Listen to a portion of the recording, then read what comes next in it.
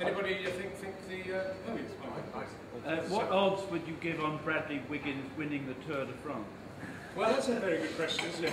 You know, the awful thing is that I once went with another architect in this room on a long cycle ride up Italy.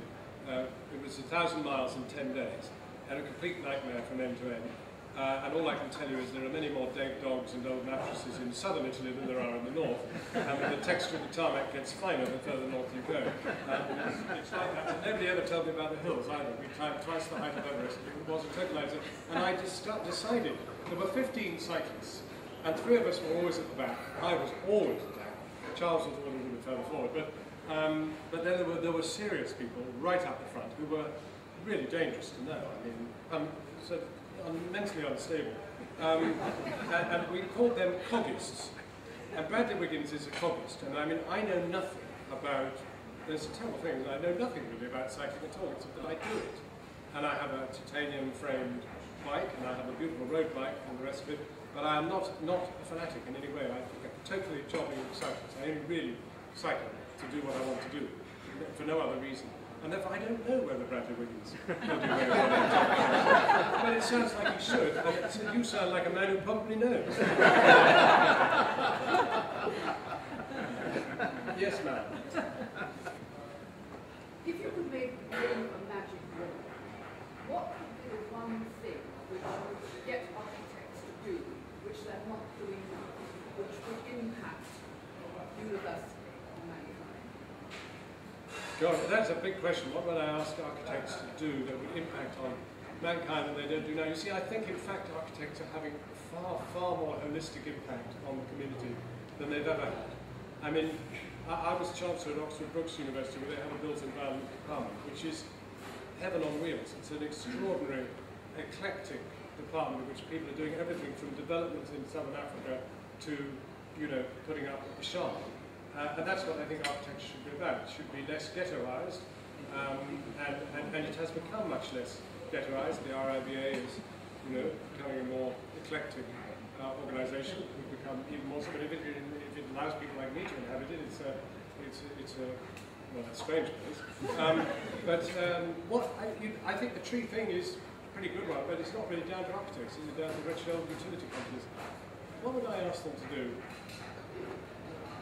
Unfortunately, I'm a bit of a fan, that's the awful thing. What is it that irritates you most about architects? Well, look, I tell you what, I live in a Foster building. 200 Grayson Road was, I think, more or less the first Foster sort of city block thing, systematized building that he did in London. And it was not built for any particular purpose, it was an off-the-shelf job. And I'll tell you, the lavatories are a disgrace. It's under-lavatored, and the lifts are unimaginative. They don't respond. You know, they arrive and they're going in the wrong direction. And they have to shut their doors before they change their minds to go in the other direction. By which time somebody's got in and gone down when you should be going up. So there are small things about it. The building is conceptually brilliant. It's around the atrium and all that, and that's lovely. But they haven't thought about going to the lavatory and wanting to move floors. Because I think possibly they didn't think people would move floors. They hoped different people would be on different floors. But actually, it's an amazing thing in our building. You know, it's a media building, it's a TV building, it's full of sort of satellite companies and television lunacy. And then on floor 1, there's the serious fraud office. Here's this building crawling with hacks, and you have the serious fraud office doing some of the most secret stuff on that floor. There was a divine moment 2 Christmases ago, when, or more, 3 Christmases ago, when Blair pulled the plug on the investigation into British aerospace. And the 18 guys who were doing the investigation of British aerospace and bribery and corruption were working on the first floor of Gray's Inn Road. And they'd only moved in about 6 months earlier. It was all a bit loose. And we went off for our Christmas party at the apple tree round the back. And who else should be having their Christmas moored in but the 18 characters on the corruption of British aerospace? And they were singing like canaries. There was then the most terrible fallout some armed guards and fortified gates started being employed, and you know, we're now never, even, they made no eye contact, and they were sweet people, and they play good football, but we're not allowed to play football with them, and they never look you in the eye when you see them, you know which one's a TV and which one's a serious fraud officer. It doesn't really help you, does it? But the lavatories, think about lavatories, guys. You know, that's what I'd say. That's what, if I could ask architects to do anything, think about the lavatories. Anyone else? No, good, we've had enough. Anyway, listen, it's been a great privilege to speak to you. And of course, the unknown is what sort of lunatics come along to architecture. We think, is everybody an architect? Probably. How many people are not architects? Oh, quite healthy, quite healthy.